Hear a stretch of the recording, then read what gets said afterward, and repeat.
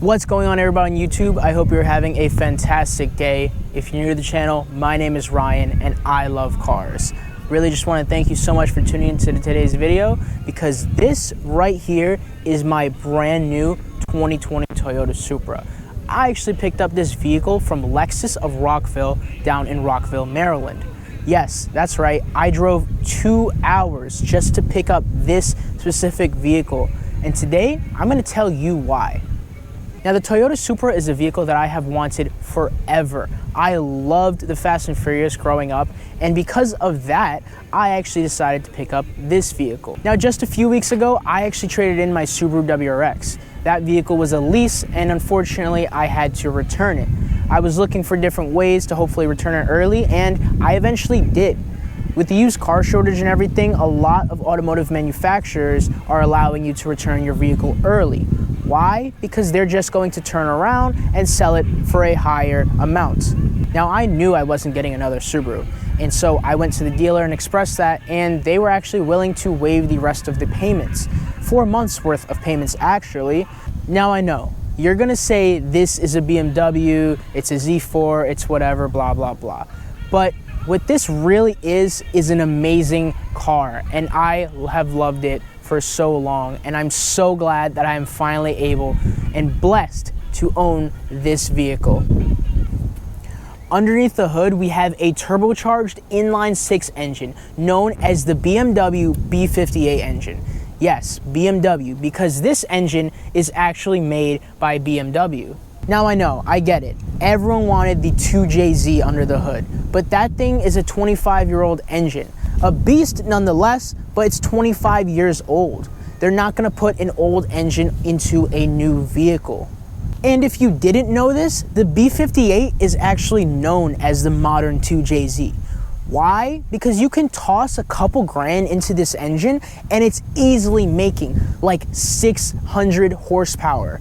I mean, on just bolt-ons alone, you're making about 450 to the wheel. That is insane. Now, as I said earlier, this engine is an inline-6. That means that it stays true to the roots that the Toyota Supra has always had. They didn't choose to put a V6 under here. They didn't choose to put, a 4-cylinder or, a V8 or anything else. No, they chose an inline-6 for a very specific reason, and that is because of the heritage of the Mark IV and previous Toyota Supras.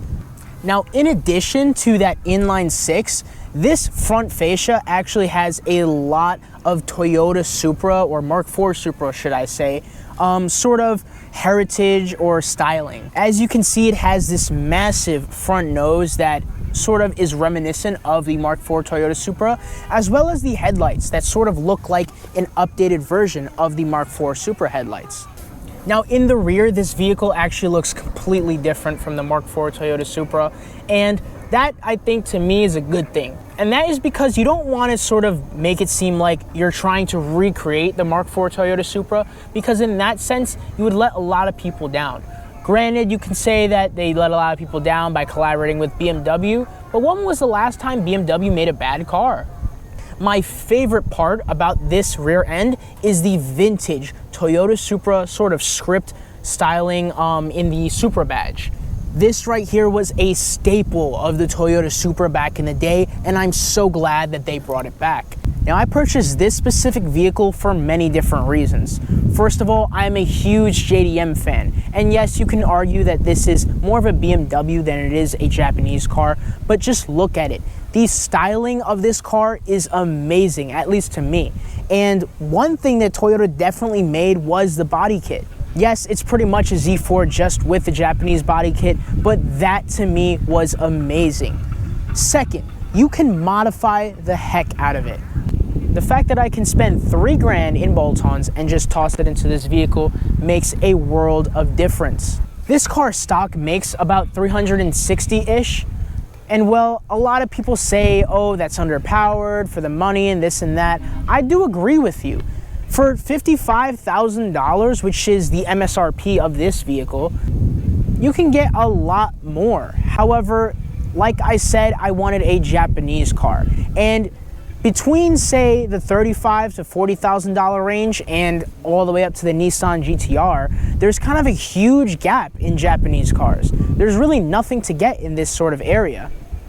Like I said, I had a WRX right before this, so it was either upgrade to an STI, get something different, or I could rob a bank and get a Nissan GT-R. But I didn't really want to do that.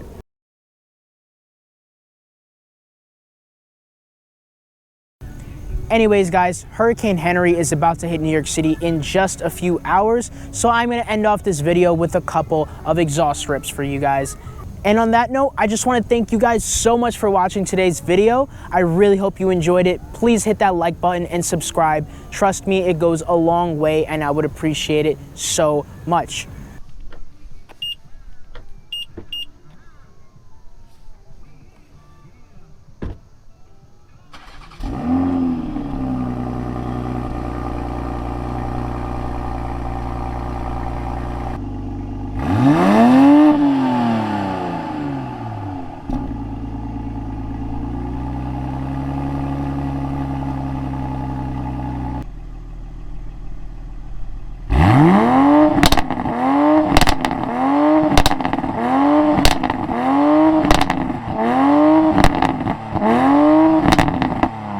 Mm-hmm.